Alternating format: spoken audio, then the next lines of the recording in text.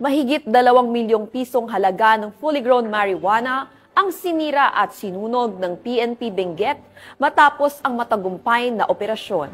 Patrolwoman Melba Langbis sa balita. Tuloy na malawak ang kampanya kontra illegal na droga, tinatayang 2,640,000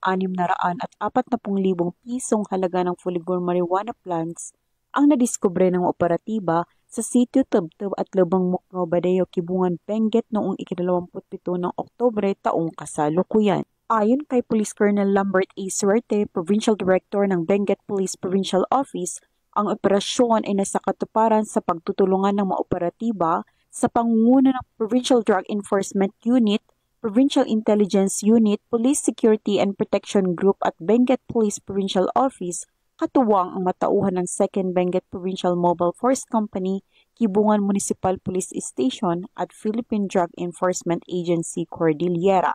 Ang operasyon ay nagresulta sa pagkadiskubre ng 2 plantasyon ng marijuana na may kabuuang lawak na 1,650 square meters at may nakatanim na 13,200 piraso ng fully grown marijuana plants na tinatayang nagkakahalaga ng 2,640,000 piso. Bagamat walang nahuling cultivator, lahat ng nadiskubreng marijuana ay naidokumento at sinunog sa mismong lugar, habang ang sapat na sample ay dinala upang isumiti sa Regional Forensic Unit Cordillera para sa qualitative test. Ang pagpuksang ito ng kapulisan ay patuloy na pagsuporta sa kasalukuyang administrasyon na naglalayong maging illegal drug-free ang ating bansa tungo sa mas progresibong bagong Pilipinas.